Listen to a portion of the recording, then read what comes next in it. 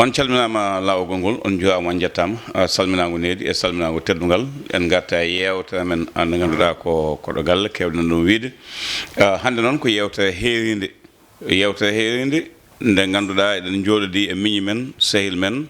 Hamme Amadou Ly mo DSTV walla mo Lewlal Group walla mo leñol kala humpani bandiraɓe hanki fayi hande Sénégal ina woni jiiba mawdudu famɗani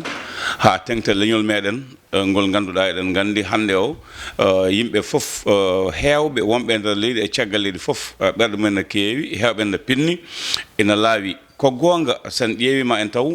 wonde eɗen keewi tuumede won e gueɗe to banggue leñol walla ñiŋirɗen ɗum ko wayno sokade en ko wayno tuppade en ko wayno kaddingol kuukali dewi jaafuɗon me konngol ngol e ko nandi hen noon koɗo men ko Hamme Amadou Ly hamme hande so tawi Allahu lamɗo jaaɓi mi anda holto natirten sababude saɗede wonde Adja Astou mo ganduɗa eɗen gandi woni koto 7TV wonko habri ko haali ko o faani e leñol ngol haala ka ne heewi ko naati e nder hen kono ko mbawɗen wi tan ko haala ka yente haala Mama Diop Dow ko wako ɓoyani ko ɗum ɗo ummini ɓerɗe bandiraɓe hamme ande keddiɗa kaɗo haala nde holno ɗum wayema e holko miijo ma addanma hen. A jarama Abou, mi salminimo mi juurimamo mi salmini kadi kala yeeɓoɓe Pindi TV to ɓe goni foof mi weltima kadi e ngoɗo bismago ngo bismiɗani e arde kadi etade ficcude e ma rendude e ma miijoji ɗi ganduɗa ɗi ko enen foof ndendi goƴa ko gonga ko waɗanno ko waɗi musalla o kadi woni musalla mo ganduɗa o rendo ngo foof ina fecci ɗum ina yiiti hen hoore mum ko gurdam noon sifri hono noon haala kadi wurɓe hen cifri hono noon aɗa wawi gollade duuɓi ujunere hay goto cikka wonta komo kono ñande fof pinɗa kalɗa ko boni ma andu deke yimɓe ina goƴa koye gondama soɓe gonda ko mani ɓe gonda koye mabɓe e nder bone ɗe kalɗa ɗe haala ka no mbiruɗa ni ko haala ko bonko so tawi ko Allah saabu ni sa ƴeewi nder kuuli jayriyankagal hayso a tawi neɗɗo ina waɗi hunde kuulal ngal wi ko haade ma asketinde ɗum e iwde makko walla leñol makko fad ha ɗum ɗon jojjo ha ande so tawi a haalani iwde makko wonko ɗum manquinte e kabaru o sako noon joɗade tan ina fifindo walla ina haala ko wela ko hunde ganduɗa nde muusima muusi kam muusi kala mbiyowo mbimi heddoto noon ko haala so yalti ina wawi jibinoyde nimsa ina wawi kadi jibnande jomum kata eɗen gandi nimsa o jibini ɗum kata kadi fuɗɗimo jibnandemo te kadi kata o deltimo e wona tan e kanko e hay gollorgal makko ngal heddoto noon ko so tawi gueɗe mbaɗenima paadi holno yimɓe poti dardade min hanki nde jiimi nde ɗum ina posta wonnomi wona jeeɓowo télévision oɗon so tawi ko haalde alal wona jeeɓowo mbeɗo waɗa tan téléji ɗi jeeɓannomi ɗi déjà programme uji men goɗɗodirani sa yeeɓi hen goto ɗe siwade ken ga yeeɓi a yeeɓi keddiɗi foof wiide kadi ne ɓeyde hen goɗɗum kesum somi jumani ni e nder réglage télé mabɓe ala hen ɗum noon ko jiyawmi ɗum ko e réseaux sociaux ji ɗi ko toonne kadi kettimi ɗum mata won taƴɗo ɗum lombi ɗum hen saabu ko haala ka haali ka tan ka gadi mi heɗade mi heɗaki émission o foof keɗimi ɗum nde kadi muusi kam no feewi hade mi heɓde hay noddandu woto min mi neldi gardiɗo télévision mabɓe o message woni Maymouna par ce que ko jotodiranoɗo koto mi amen to wonno min jotodirno jotodiral kadi moƴƴal ina muusimi tan e fannu no jabtirini message o message o neldumo mo nani mbimom go salam offusqué par les propos de votre animatrice qui accuse tous les Halpulaar de violeurs et devant un plateau qui corrobore ses propos au jabtim arrêtez de dire n'importe quoi. À quel moment est-ce que ces propos malheureux ont été confortés? Sommes-nous assez irresponsables pour corroborer ces propos, des propos de ce genre? Il faut respecter les gens. Et pour la woni donc tawi jomum ina sikki gueɗe ɗe ko bolle puyɗe jabtimum mi luttinimo gongol mbimomo qui ne dit rien consent. C'est plutôt votre animatrice qui doit arrêter de dire n'importe quoi sur des gens et c'est elle qui doit respecter les gens. Caggal oɗo message noon o noddimi kuppumi ɗo min mbayrodiri te kadi mbaɗa sikki ko gongo moni fof tolno do tolni do habate ko tolno harem hamate ko tolno harem kono mbede andi do horam jomum qimo noki cadele de ino jetto o do tolno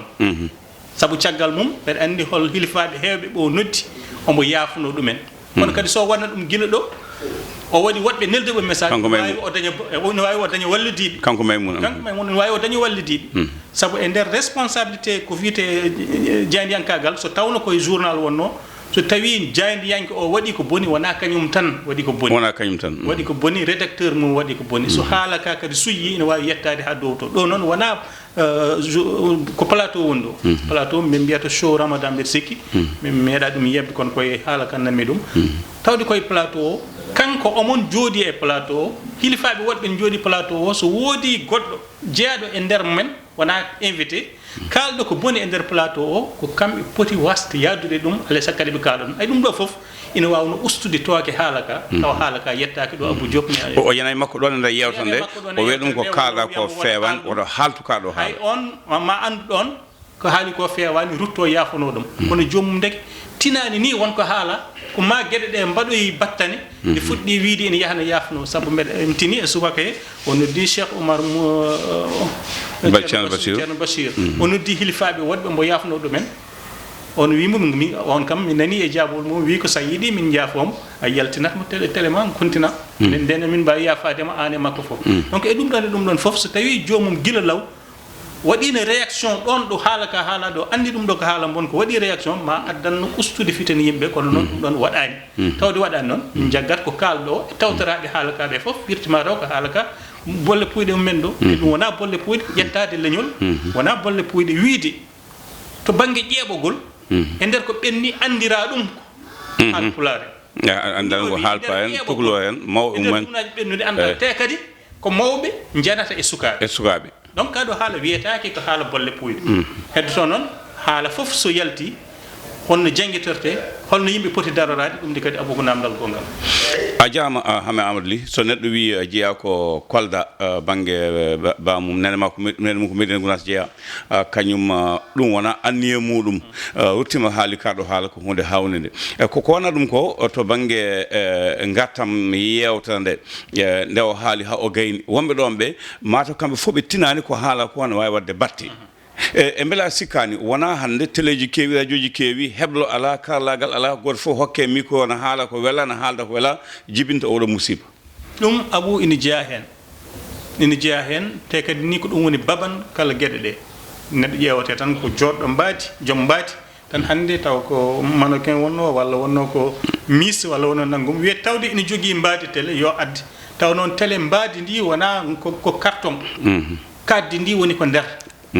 ko sohla ko pinal makko te hande sa ƴeewi ko ɓuri ko hen hewde e waɗoɓe animé walla journaliste en ko wiyete ko pinal kuptidingal culture générale ɓe ngala ɗum ɓe ganda dartol leydi ndi te leydi saɗa felliti gollade hen to banggue jaydiyankagal a andat dartol mum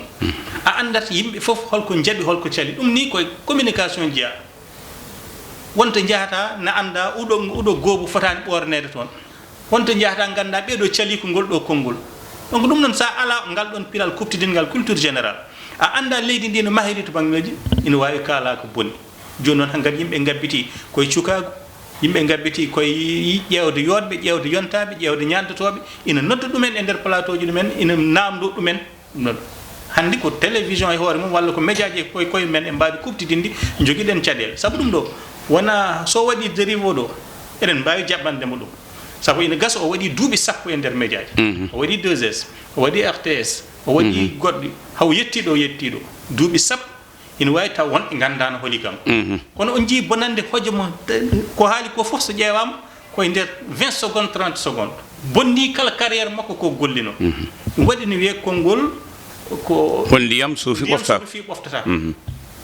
te kadi konngol way kono lacciri ni ina sohli waɗede laala e kala saha yerwe haade ma yaltinde ɗum ha ko ina wela modde e noppi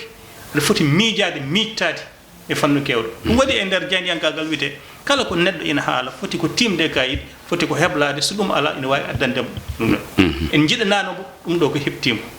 kono heptimomo o yaafnimo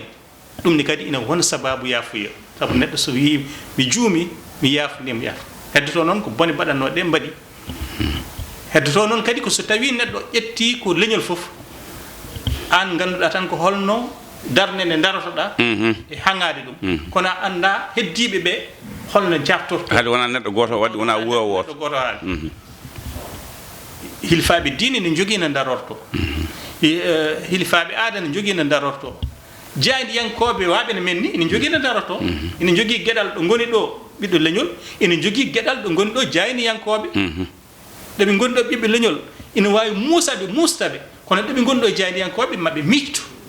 hade mabɓe haalde hen walla hade mabɓe jabtade holno ɓe poti haaldude e holno ɓe poti jabtorade hade ko heewi oya ko hebde ɓe koko heɓataɓe ni ala mbaɗo carriére mum ha joof tawa dañani ñalade ganduɗa nde sa mittima ɗum aɗa wasa ɗanade heddoto noon ko tooke ɗe hoto kaɗata beela tooke ɗe ɓurtata doole hande ko wiyete ko dérive ina heewi yo banggal ngal ɗo jaaɗa ina e nder men e nder radio ji men ɗi ina e nder télé ji men ɗi ina e nder fannuji foof ɗum waɗi so tawi moni foof e koye tolno jaabowol mum o ina wawi jaabade tan min ɗo gonmi ɗo halpular leñolam memama oyno jaaboɗo gonmi halpular gonmi kilifa ɗo oyno jaaboɗo gonmi halpular ndendumi e makko meccal ngal komi wawa momtude ko joni noon ko waɗanno waɗi heddoto ko eɗen poti kadi mittade e yurnitade koye men gonko men ko holɗum ko yimɓe gonta gotum tan so wona bone mbaɗa min gonda ko Abou Diop so wona nde dañi caɗele yimɓe dillata darata mbaɗata hay hunde so wona caɗele mbaɗa yimɓe ɓe gonda ko oɗo saaha mo oɗo haali bone wonɓe fewnude leñol ngol ina kaala ko moƴƴi ɓen hay goto wonda ko ɗumen gueɗe ɗe noon poti yaadude goɗɗum ɗum ko leñol jogoto ardiɓe hay ko witte ɗum ɗo ko mbaɗɗen ko seppoji mbaɗaɗi ɗi ko gonga ko metti kono kala ko wiyete des mouvements spontanés woni dille joni ina wawi jibinde pusgu joni na wawi jibinde saabu ala autorisation ala encadrement na wawi janggo waɗa pindal waɗa mbaguji mbaɗɗi wonɗuɓami jaam won findinɓomi e wendoga he enen fof en ɗanaki goto fof findinɓomi e wendoga he ene namdoɓe ɗum kono mbeɗa andi min ala ko waɗete ala ko natatmi tawa wona ko mitta kala ko natɗa wona ko mitta ina wawi jibinoyde caɗele waɗɓe ɓe seppo ko gonga ko mette mabɓe eɓe poti hollirde mette mabɓe e etade suynide mette mabɓe tawde kamɓe ko ɗum suynade mette mabɓe surtout ko sukaɓe ina waɗi ko wiyete la fougue de la jeunesse ko sukaɓe e filñitere nde e ƴiƴam ngulɗam jawɗam kono yoɓe paama hay seppo ngo ganduɗa ngo mbaɗi ngo kadi woto no waɗirni bone seppo ene wawi wonde bone so tawi wona ko yamira te o seppo wonna niminoɗa te wonko kewata e nder oɗo o taw ko woɗɓe mbaɗi profite natti e nder hen mbaɗa ko beela ruttinto koye ɓeeɗo ɓenne kadi so woodi ko memno ɗumen waɗoyɓe seppo ɓe ala enen ɓeega kadi alay sago dillen beela kamɓe waɗɓe seppo ngo beele ɓe goppe taw kamɓe ɓe dillirno kamɓene ko bone goɗɗe mbaɗaɗe ɗe firti ko bone ɗe ne mbawi reɓirde noon ha hay goto anda ko jiɓini ko ɗum firti ko so leñol min ene jogui galle ceerno Cheikh Oumar Fouti nanɗo ceerno Bachir galle mum nanɗo ceerno Madani galle mum nanɗo Madina Gounas galle men nanɗo min de haademi wadde hay hunde mami nebbisa seeɗa mi ƴeewa holko ɓe mbi haɗata noon to banggue jaabuwuji mbeɗa wawi haalde bona saabu ɗo kadi joni ko gonga haala ka ene muusi kono koko yaaji ko ha woɗɓe tini hen foof ko enen tintiniɓe ɗum enen jattin ɗum enen layni ɗum enen mbayyini ɗum ha ganduɗa ko hande aduna o foof eɗen mbawi waɗi tindi ɗum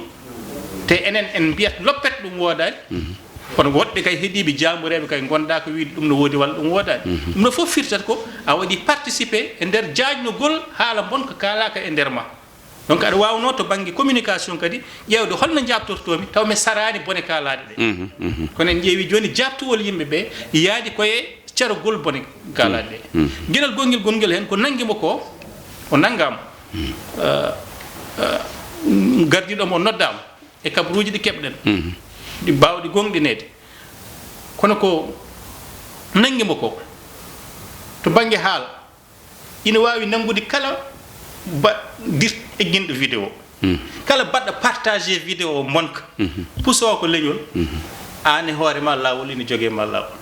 gueɗel ɗimmel to banggue commentaire uji kala baɗɗo commentaire par ce que en keeɗima commentaire uji ɗi haala mon hewka kadi haalama hen kala baɗɗo commentaire ƴettade en haalde gueɗe bonɗe baaɗe noon foof ko jomum ina jogui fitinde mette kono ya faam kadi an commentaire mo mbaɗɗa o so jomum janggo e jaam waɗama libéré walla woppitama ruttinima commentaire ma waɗima plainte a ƴettima ɗum a wawa yaltude hen anni firti ko kala ko eɗen mbaɗa hande to banggue communication yo en ɓet ƴeewen hol ɓural ngal woni holko rentate hen wona susde reedu woni ɗo wona hulde reedu woni ɗo ko haala e galle mon no belɗa fof joftorɗa kono ko haala e leñol yo taw leñol ina jogui juɓɓudi no yoftorte walla no joguiɓe hettoto hay sinno ko neɗɗo goto min hay Mamadou Diop Decroix ñanden nde keeɗimi haala makko ka noddumi ko secrétaire makko min gandodiri ko ronkude ɗum heɓde noon e ronkude heɓde oɗo ha hankadi haala ka so yi joñmi ɗum ha nanimi ko ceerno Cheikh Oumar haali kanko e waaɓe noon kadi so tawi gueɗe mbaɗe ni mbaɗi yoɓe mbaɗ feere ɓe tina law ko woni nder ɓe kaala law gila ɓe potani haalde kaala saabu fotɓe haalde ɓe so deƴƴi neɗɗo ɗo wela fof tolno haala te tolno lotto o ina wawi jibinde pusku leydi ndi te leydi men andira ko gotagu unité nationale ko diversité culturelle diversité linguistique ɗum ɗon wonno woni Sénégal woni kadi chance woni fartangi leydi Sénégal ha Mamadou Ly a jaam golle ma jooɗi peewi seeɗala koko barki no woodi kalno ko fate Adja Astou haala haalno hanki fayi hande caɗele gonɗe hen nde siftinde bandiraɓe tan ko wayni ina waɗa e kala saaha to Nguéniène sous préfet meɗiɗi Pulaar jangguetaki toon ko min e yardo yalla ɓuyomi ɗum e Issa Mbaye Diary nan ɗo e Fadel Aissata minen jalnode hen haaray to Tinguédji Mbaye Jacques Diop meɗi wiide yo Pulaar itte Mamadou Ly andi no wawi tawa tawno yo Pulaar yaltine Dakar yo jangguino e Fouta dan caɗele en ñaguima yo laamu yiɗi dawa hen bandiraɓe ɓe jaafoɓe gacca hakke no wawno waɗede ha ɓuuɗo kono ma en garta jewte hamme so Allah lamɗo jaaɓi Allah jarama Ly a jarama Ly